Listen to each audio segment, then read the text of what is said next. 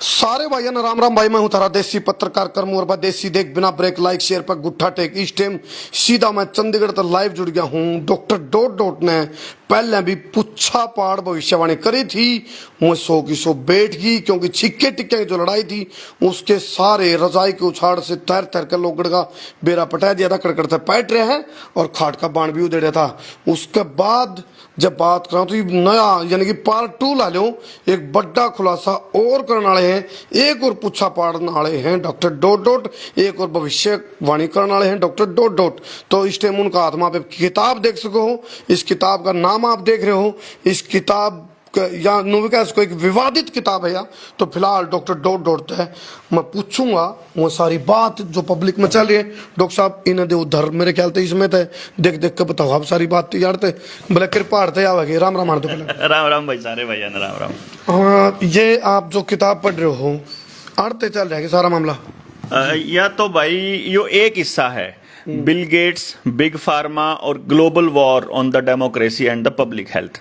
यानी कि डेमोक्रेसी और पब्लिक हेल्थ के ऊपर बिग फार्मा और बिल गेट्स ने मिलकर किस तरह से ग्लोबल वॉर छेड़ा हुआ है, ये उसका एक हिस्सा है। यानी किस तरह से बीमारियां लाई जाती हैं, किस तरह से उनकी दवाइयों की मार्केटिंग की जाती है, किस तरह से आदमियों को बीमारी के नाम पर गुलाम किया जाता है और उनकी आजादी छीनी जाती है, उसका एक हिस्सा है ये पूरी की पूरी किताब नहीं है, ये पूरा का पूरा ज्ञान नहीं है। लेकिन ये इसको अगर आप पढ़ लोगे तो आपको पोलियो, एड्स, स्वाइन फ्लू, उन सब की आणका और उनकी दवाई का सारा ज्ञान मिल जाएगा। मैं बता दूं, ये जो भविष्यवाणी करेंगे भी डॉक्टर डॉट डॉट वह हम बताइयो अभी वह जो भविष्यवाणी होने वाली है उस टाइप मतलब भी निपटारा के है, समाधान के है, समस्या के है, समस्या का बेरा पटना जरूरी है फिर समाधान। तो फिलहाल जितने भी साथी लाइव जुड़ रहे हैं मैं कहूँगा ज़्यादा ज़्यादा शेयर करो। और वीडियो वाला अठन का कारण इसलिए भी हो सकता है क्योंकि शुरुआत में एक बार डांटते लग गया हरिया विवादित किताब है एक बार बताया तो हमने, तो एक बारी तो पूछेंगे डॉक्टर साहब एक बार आप भी शेयर कर लो इसने ग्रुप में। अच्छा अकेला अकेला जितने भी भाई जितने भी तमाम वे लोग हैं जिन्हें सच्चाई पसंद है, अच्छाई पसंद है और जिन्हें वह चीज पसंद है, अब भी कोई चीज गलत ना करो ना सहो, अन्याय करण तो बड़ा पाप अन्याय सहना है। तो ये जितने भी अपने जमीर से जुड़े लोग हैं इन्हें अकेले अकेले शेयर करते रहियो। और मैं सवाल भी ले लूंगा। डॉक्टर साहब बताओ कौन सा मतलब मननो तो बेरा भाई भविष्यवाणी करोगे लेकिन वो डरावनी लाग गया मैंने की बात है। देखो करमू भाई, बाकी सारे लोगों भी मैं एक बात बता दूं कि मुझे उस वक्त भी गालियां मिली थी जब 2 साल पहले मैंने आपके लिए बोला था कि आपके लिए इस तरह का इंतजाम किया जाएगा और आपकी सर्विसेज को ऐसे जोड़ा जाएगा हर चीज के साथ। और हो सकता है कि आज फिर से उन लोगों, लेकिन आज एक तो लोगों के अंदर थोड़ा सा ट्रस्ट बना है, पहली बात तो ये है। दूसरा, अब लोगों को दिखने लग गया है कि हाँ यार जिस तरफ ये बात कर रहे हैं न्यू वर्ल्ड ऑर्डर की, ये वाकई में ऐसा है। क्योंकि कुछ लोगों ने ये साबित करने की कोशिश करी कि न्यू वर्ल्ड ऑर्डर आपकी जिंदगी को बेहतर करने के लिए है, लेकिन असलियत क्या है ये बात उन लोगों को समझने में अभी मुझे लगता है अभी टाइम लगेगा।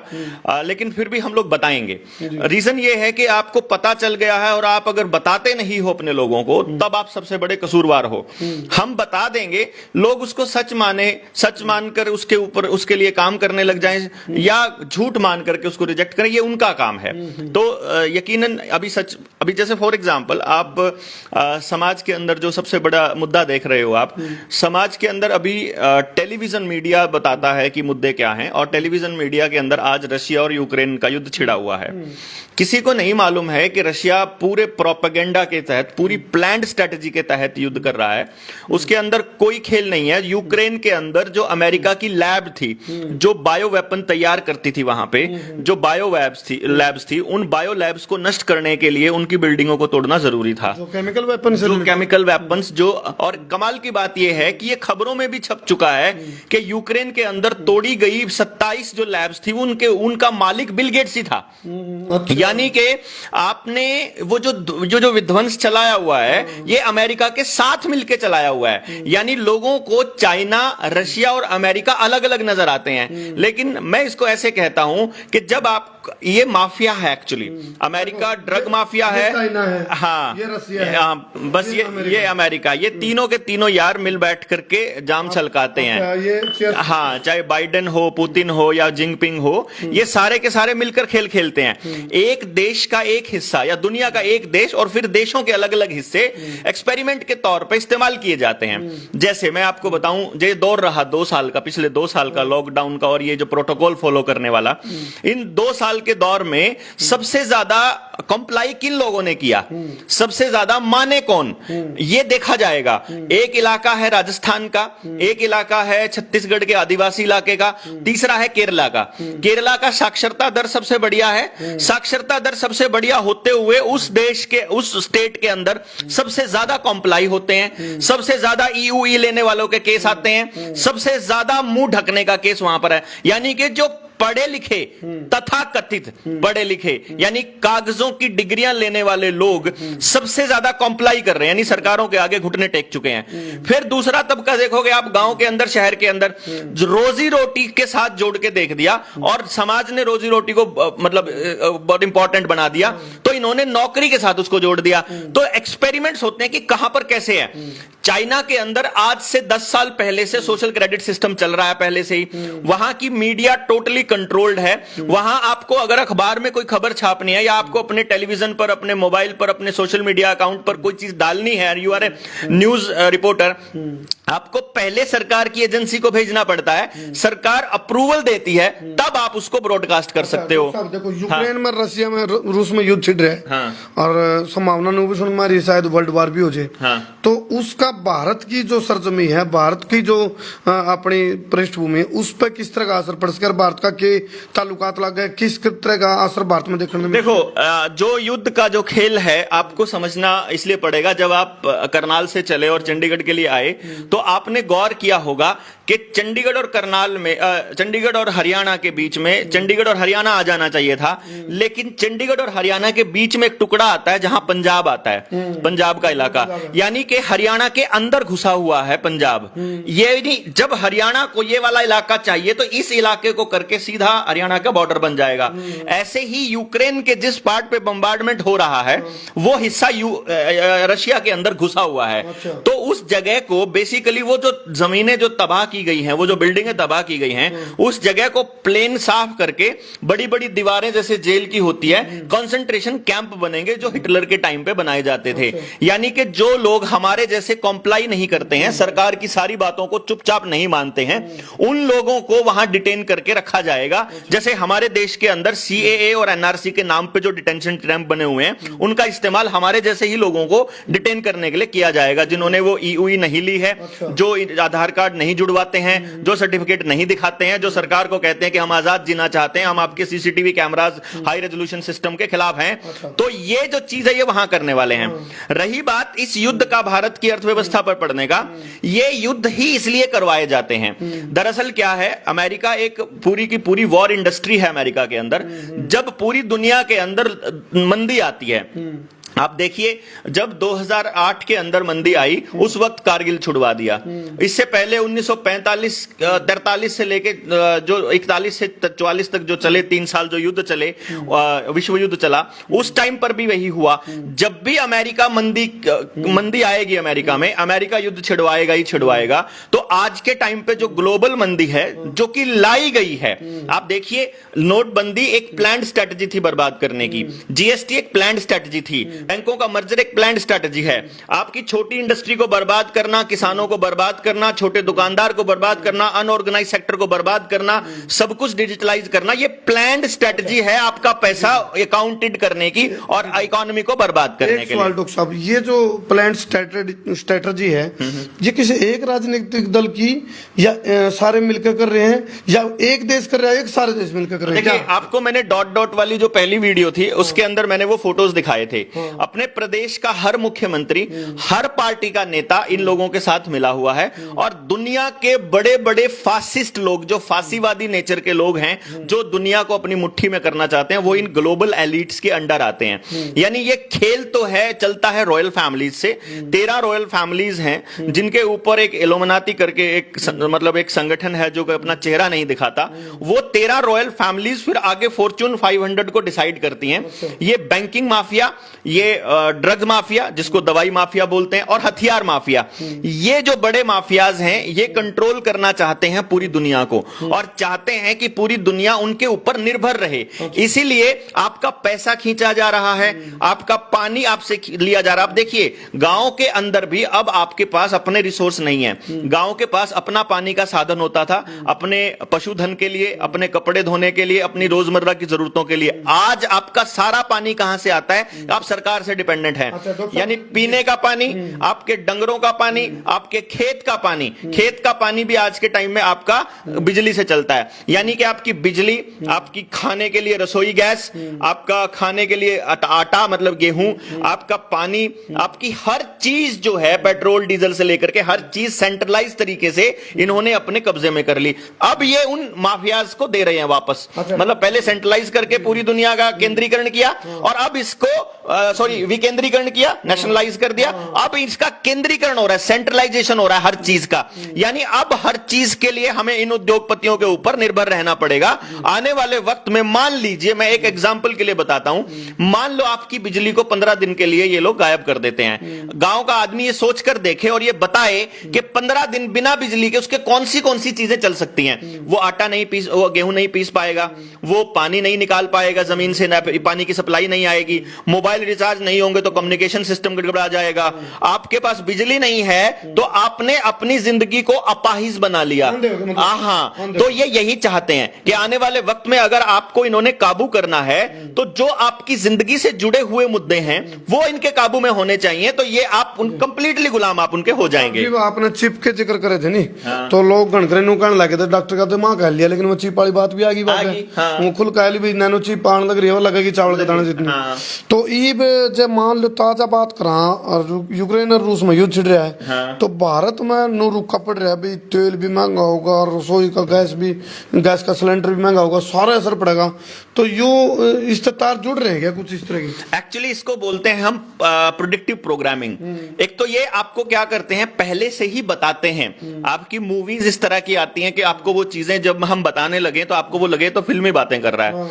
दूसरी बात, फिर इसके बाद ऑप्शन आ जाता है कि चीजें महंगी होंगी। ये आपको मेंटली मतलब तैयार करने के लिए है कि ये लोग बोले ना उस वक्त, पर इनको मालूम नहीं है कि जनता अब जो है वो जाग रही है, और अब उनको पता है कि सारा गेम प्लान चल रहा है। असल में क्या हो रहा है, युद्ध के बहाने चाहे उसके अंदर पॉपुलेशन को डरा के, देखिए अब लगातार तमाम ऐसे कानून, ऐसे नियम, ऐसी चीजें आएंगी जिनसे कि लोगों को कंट्रोल किया जा सके और उनको लगातार डराया जा सके। अब डराए जाने में पहले एक बीमारी के नाम पर लोगों को घरों के अंदर कैद किया, फिर उनके लिए एक प्रोटोकॉल बनाया। प्रोटोकॉल मतलब आप ऐसे चल सकते हो, घर से बाहर निकलने से पहले ये कंडीशंस है कि आपने मुंह के ऊपर कुछ लगाया हो, या आप बोल नहीं सकते, या यहां नहीं जा सकते, आपने ये चीज सर्टिफिकेट नहीं दिखाया तो आप यहां नहीं जा सकते। तो ये कर दिया। अब युद्ध आ गया, अब ऐसा खतरा दिखाएंगे कि जैसे अपने देश के ऊपर भी आएगा।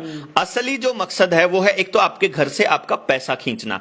आप देखेंगे आपका पैसा, आपकी धातु, चाहे सोना हो, चांदी हो, लोहा हो, या वो हो, सरकार या सरकार के आदमी या प्राइवेट संस्थान या बैंक अपने पास खींच लेंगे। उसके बाद आपके पास पैसा कम से कम हो जाएगा। संस्थान आपके नहीं रहेंगे, संस्थान प्राइवेट कंपनियों के हो जाएंगे। उसके बाद एक नया सिस्टम आएगा। मान लीजिए अभी तो ये आपके पानी के अंदर सिर्फ क्लोरीन और फ्लोराइड मिला रहे हैं, तो और बिल गेट्स बहुत पहले बोल चुका है कि आप बहुत जल्दी एक और महाडैशमारी आएगी। तो जब वो बोल चुका है, जब वो कह चुका है आपको कि एक और आने वाली है इसी के जैसी, उससे संबंधित ट्रीटी भी पास कर दी उन लोगों ने। WHO ने नई पैंडेमिक जो ट्रीटी है उसको अभी लोगों अपने राष्ट्राध्यक्षों को दे दिया है।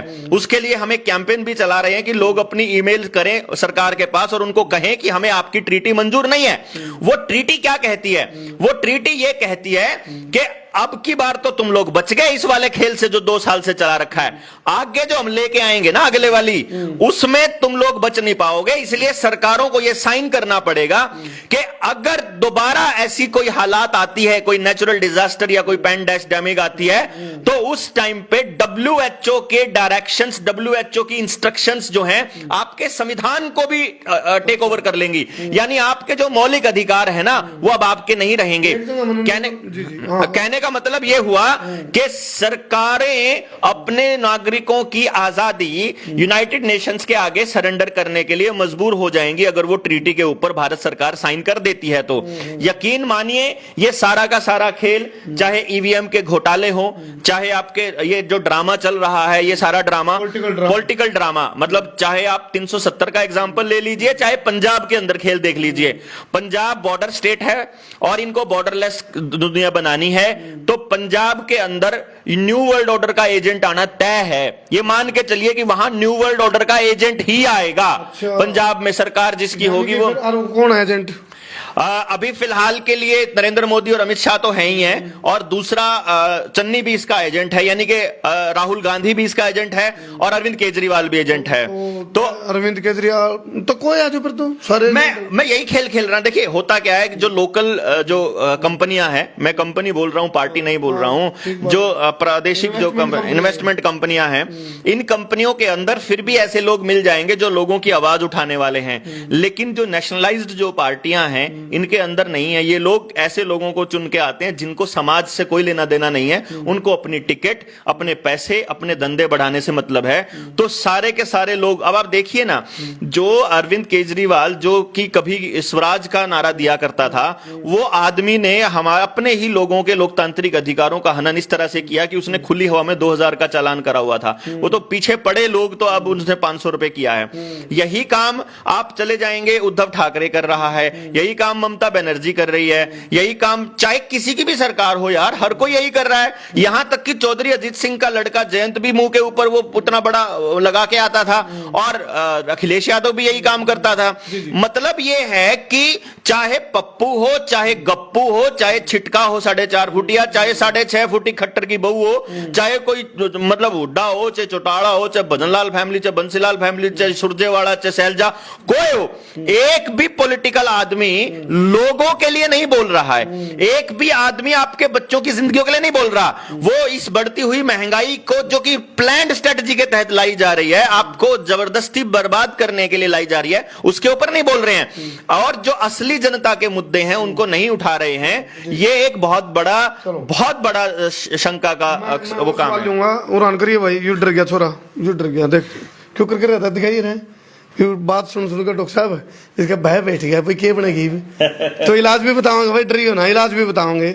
जनता सरकार मोर्चा भी एक उसका इलाज हो सके है, क्योंकि आप इसको, ये कोई राजनीतिक दल नहीं, यू है अलाइनमेंट ठीक करने का। डॉक्टर साहब एक बात और मैंने सुनी थी आपके बारे में पिछले दिनों, अनु को कितने आप कंधे सुने थे, मेरे कान ने गली थी, कान कोड़ा आया था, भाई ऑस्ट्रेलिया के ATM में रुपये नहीं है इस टाइम। ये मैं आपको बहुत पहले से बोल रहा हूं, उस वक्त आपने डॉट वाली पहली वीडियो में भी बोला था, और उससे पहले मैं 2 साल से बोल रहा हूं। डिजिटल इकोनॉमी लाने के लिए, आपका पैसा डिजिटलाइज करने के लिए और इंटरनेट के साथ जोड़ने के लिए हर वो कोशिश की जाएगी जिसके अंदर आपको कंट्रोल किया जा सके। यानी कि आपकी सारी सर्विसेज, जिंदगी से जुड़ी हर जरूरत को आप एक सेंट्रलाइज नंबर से जोड़ा जाएगा, और आपको कंट्रोल करने के लिए जो सोशल क्रेडिट सिस्टम जो मैं बोलता हूं, जो चाइना में ऑलरेडी एग्जिस्टिंग पोजीशन में है, और जिस डिजिटल इकोनॉमी की मैं बात कर रहा हूं जो पहले से चल रही है, उसके लिए आपके बैंकों का पैसा बर्बाद होना, बैंकों का विलय होना, बैंकों को बर्बाद होना, उनका NPA बढ़ना, उनका डूबना, ये पहली कंडीशन है। आप देखिए पिछले 4-5 सालों से आपकी बैंकिंग आपके गांव में अटल सेवा केंद्र जो CHC बने हुए हैं उनके थ्रू करवाई जा रही है। बैंकों को सिर्फ लोन देने के लिए रखा हुआ है, बैंकों को केवल और केवल कर्जदार बनाने के लिए रखा हुआ है। आपके सारी जमीनें जो हैं वो बैंकों में किसान क्रेडिट कार्ड के नाम पर लोन पर हैं। आपके सारे के सारे जो घर हैं, घरों पे भी लोन हो रखे हैं। और इसका मतलब ये हुआ कि अब जो है बैंकिंग को छोड़कर हर काम बैंक कर रहे हैं। आने वाले वक्त में ये बैंक जब डूब जाएंगे तो आपके पास ऑप्शन नहीं होगा डिजिटल करेंसी के अलावा, और डिजिटल करेंसी आने का मतलब है आपकी कंप्लीट गुलामी। सर्वेलेंस के लिए नए कानून बन रहे हैं, ड्रोन के जरिए आपकी जिंदगी में दखल दिया जा रहा है, आपके स्मार्ट टेलीविजन के अंदर जो है हिडन कैमराज हैं, आपकी जिंदगी को 24 घंटे मॉनिटर किया जा रहा है, आपके हर चौराहे पर सीसीटीवी कैमराज लग रहे हैं, 5G आ रहा है। अभी जो 5G आएगा और जब उसकी फ्रीक्वेंसी रिलीज की जाएगी तो अप्रैल के अंदर, जो ये कह रहे हैं ना 22 जून, और तारीख पता इनको कि 22 जून न चौथी लहर आएगी, मतलब ये ये तो प्लान है। हम लोग ये बता रहे हैं इसका मतलब क्या है। जब हमारे देश का राष्ट्रपति अपने भाषण में कहता है संसद के अंदर कि हम लोग 5G के लिए कटिबद्ध हैं और मई में हम लोग अप्रैल में और मई में हम ले आएंगे, तो 22 अप्रैल और मई में 5G के आने का लिंक नहीं समझ में आता है आपको। यानी कि 5G का मैं इसलिए कहना चाहूंगा कि 4G की स्पीड इनको कम क्यों करनी पड़ रही है आजकल, ताकि लोग खुद से 5G मांगे। और 5G जो है वो मिलिट्री टेक्नोलॉजी है, इसके बारे में बहुत पहले से बोला जा चुका है। और भाई स्पीड कम कर दो ताकि 5G की डिमांड आप पर ऐसे ही होता है, हर बार ऐसे ही होता है। आप पिछली हालात पैदा कर रहे हैं, हालात पैदा किए जाते हैं। BSNL को बर्बाद करना है तो आपको BSNL की सर्विसेज को खराब करना पड़ता है, इसीलिए उनके CEOs ऐसे लगाए जाते हैं जो उसको बर्बाद करने की तरफ दिशा में काम करें ताकि प्राइवेट कंपनियां चमकें। तो ये जो मैं आपको बता रहा था 5G जो लाया जाएगा, देखिए मैं इस देश के लोगों से एक गुजारिश करूंगा कि वो अपने अपने हलके में, अपने अपने जिला में, सब जगह अपने अधिकारियों को ये एक ज्ञापन दें कि भाई 2010 के बाद रेडिएशन के ऊपर आपकी कोई रिसर्च और सर्वे क्यों नहीं आया, क्यों नहीं बताया गया कि 3G से क्या क्या इंपैक्ट होते हैं, 4G से क्या क्या, 5G से क्या क्या, और सेफ रेडिएशन का क्या है। अभी हम आपको एक रेडिएशन वाली वीडियो भी दिखाएंगे, हर गांव के अंदर जो टावर्स के नजदीक रेडिएशन कितना ज्यादा और कितना खतरनाक है उसके ऊपर बात करेंगे। मैं एक बार बता दूं अमित, हिम्मत रख, कोई बात नहीं, बोला रुको जरा सब्र करो, हिम्मत रख, कोई बात नहीं होगा, समाधान भी होगा भाई। अमित घबराओ ना, कोई बात नहीं, बोला रुको जरा सब्र करो। तो डॉक्टर साहब एक चीज और मैं पूछना चाहूंगा अभी आपसे, देखो मैं तो कहूँ था एक भविष्यवाणी और करेंगे डॉक्टर साहब। डॉक्टर साहब ने तो थोक में भविष्यवाणी कर दी, ये तो बोरी का मुंह खोल दिया आपने। अच्छा मैं इब्नू कहूँ, आप पिछले दिन हो अभी बॉम्बे जाकर आए हो ताजे ताजे, यार एयरपोर्ट में भी गए होगे, ओडा किस तरह की चिका चक्का आया कि नहीं को? वहाँ क्या हुआ कि जैसे मेरे से पीछे एक लेडी बैठी हुई थी, उसने अपनी फ्लाइट अटेंडेंट को बोला कि आप जो हैं वो इसको बोलिए आगे वाले को कि अपना मुंह ढक ले। तो मुझसे फ्लाइट अटेंडेंट ने बोला कि आप ये मुंह ढक लीजिए। मैंने कहा क्या हुआ? कहता पैसेंजर्स को दिक्कत हो रही है। मैं कहा कैसे हो रही है? कह रहे जी ये सेफ नहीं है। मैं कहा अच्छा सेफ्टी का कैसे पता चलता है? Do you have any proof या do you have any evidence या कोई ऐसी रिसर्च जिससे ये पता लगता हो कि इससे कुछ रुकता है? बट नहीं सर हमें नहीं पता, सरकार ने मैंडेटरी किया हुआ है। किसने कहा सरकार ने मैंडेटरी किया हुआ है? तुम लोगों को केवल एडवाइजरी जारी हो रखी है। जहाज में शुरू हो गए। हाँ वो तो हो ही जाता है। मैं कहा ये गुलामी का मैंने पूरे के पूरे जहाज में खड़ा हो, बल्कि वीडियो भी बनाई थी मैंने। मैं कहा ये जहाज, मैंने कहा कि तुम लोग ये गुलामी का पटका अपने गले से नहीं, अपने मुंह से नहीं उतारोगे तब तक ये तुमको जीने नहीं देंगे। फिर वो जो पीछे लेडी बैठी थी, आई डोंट केयर या मेरी सीट बदल दीजिए। फिर वो मुझे अटेंडेंट बोली सर आप आगे आ जाइए ना, सर पहनना पड़ेगा। मैंने कहा देखिए मैडम आपके पास दो ऑप्शंस हैं, या तो आप मुझे यहाँ से वापस छोड़ाइए जहाँ से मेरे को पिकअप किया है चंडीगढ़ से मुंबई की फ्लाइट थी। मैं कहा या तो मुझे वापस छोड़ाइए, और या आपके पास दूसरा ऑप्शन है कि आप मुझे ऊपर से नीचे फेंक दीजिए। मैं ये नहीं पहनूंगा, बाकी देखी जाएगी चाहे जो। इसके ऊपर तो मैं कहा इतने मुकदमे झेल रहे हैं हम लोग, तुमको ये नहीं मालूम है कि ये केवल और केवल गुलामी का पटका है। तो फिर उसने मुझे कहा कि आप सीट बदल लीजिए। मैंने कहा मैं सीट क्यों बदलूं, मैं तो नहीं बदलता, मैंने इसी के पैसे दे रखे हैं, मैंने खुद से सेलेक्ट करी हुई है। फिर उसने बोला कि सर आप सीट देख तो लीजिए एक बारी। फिर आगे वो सोफे वाली सीट मुझे दी उन्होंने, मतलब पैराशूट बांध के चले करोगे भाग्य जब खुद आऊंगा दोनों को पैराशूट बांध के चलेंगे। अच्छा। मैं जो बात बताऊं था वो एक बात रह गई थी दोस्तों। भाई साहब अपने पानी का अरेंजमेंट कर लीजिए। आप सवाल पूछिए कि इससे बचा कैसे जाए। समस्या खूब बता दी डॉक्टर साहब ने। अच्छा हम पिछले दिनों रुके आ रहे थे माँ भाई ये कार जाए तो बंद करे हैं पुरानी आग भाई पोल्यूशन का तो एनजीटी का बहाना टोल लिया अब नई गाड़ी बेचनी है लेकिन नई गाड़ी तो आगे आप लोग एक और बात ले आए भाई ये नू भी मामला है वो क्या मामला गाड़ी आना गाड़ियों का मामला इतना सा है, देखिए एक तो आपके घर से लोहा इनको वापस खींचना है। जो नई गाड़ियां हैं उनमें मैक्सिमम फाइबर इस्तेमाल हो रखा है, उसमें लोहा नहीं है। या इलेक्ट्रिक गाड़ियां हैं, आपको बता दें इलेक्ट्रिक गाड़ियां लोहे वाली गाड़ियों से भी खतरनाक हैं पोल्यूशन के मामले में, कई गुना खतरनाक हैं। नंबर 2 मैं आपको बता दूं कि इलेक्ट्रिक गाड़ियों का जो नुकसान होता है उसका तो आप अंदाजा भी नहीं लगा सकते।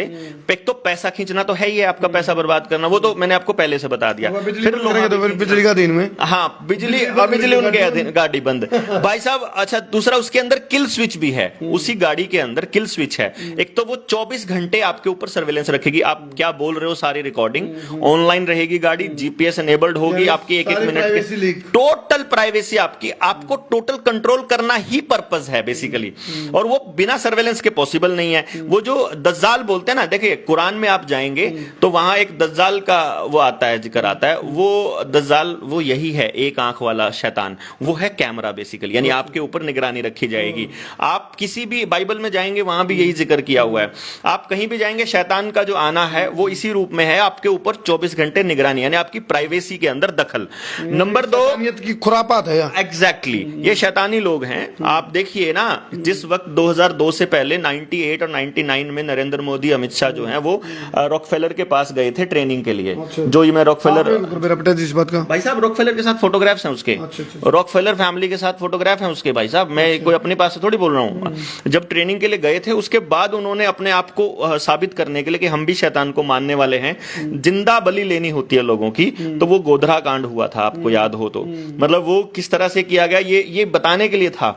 फिर इतने साल तक लगातार उन्होंने अपने एजेंडास को चलाया कि प्राइवेटाइजेशन को हम कैसे बढ़ाएंगे, हम कैसे बर्बाद करेंगे। आप गुजरात का हालत देख लीजिए, कुपोषण में सबसे ऊपर है, शिक्षा में सबसे पीछे है, प्राइवेटाइज और भ्रष्टाचार में सबसे आगे है, बेरोजगारी में सबसे आगे है। वहां मतलब डर का माहौल है 24 घंटे की। सरकार का आदमी, सरकार को पता लग गया तो पता नहीं क्या हो जाएगा। तो है कमर्शियल माइंडेड तो हैं वहां के लोग ना। कमर्शियल माइंडेड का मतलब ये है कि आप वहां अगर आप अपना काम फैक्ट्री निकालने के लिए जाते हो तो वो हर सीट का भ्रष्टाचार फिक्स है, मतलब वहां पे हाँ भ्रष्टाचार माइंडेड है वो बेसिकली। तो जो बचने की उम्मीद, जो मैं बता रहा था कि आपको इससे बचना कैसे है, एक तो आप समाधान सुनेगा समाधान सुनेगा तो बचने के लिए आपको क्या करना पड़ेगा? एक तो अपनी जिंदगी, अपना गांव और अपने आसपास के माहौल को सेल्फ सस्टेन्ड बना लीजिए। सेल्फ सस्टेन्ड का मतलब क्या है? जैसे कि एक तो जो आटा चक्की है, जो गेहूं की चक्की है, उसको इस तरीके से डिजाइन करिए कि आप अपने हाथ से चला सकें या हैंडल से चला सकें, बिना डीजल पेट्रोल के, या साइकिल वाली चक्की भी आती है आजकल, तो बिजली के चक्कर में ना पड़े। कम्युनिकेशन से, रेडिएशन से मुक्ति पाने के लिए आप अपने लोगों को ये पता करिए कि कम्युनिकेशन के साधन दूसरे डेवलप कर लीजिए कि जिस दिन ये मोबाइल ऑफ होने लगे। टेलीविजन को उठा करके अपने घर से बाहर फेंक दीजिए। अगर टूटने का डर हो तो अपने घरों में संदूक से पैक करके अपने घर में रख दीजिए। ठीक है टेलीविजन भगवाओगा डॉक्टर साहब, ये कहा भाई फेंक करने की भी जरूरत नहीं, संदूक में कर लो, पैक कर दीजिए। ये सबसे आपकी जिंदगी की सबसे बड़ी गलती है टेलीविजन। स्कूलों के अंदर पढ़ाई को समाज के लिए उपयोगी और एक दूसरे के लिए किस तरह से सेल्फ सस्टेन्ड कैसे बनाया जाए उसके ऊपर ध्यान दीजिए।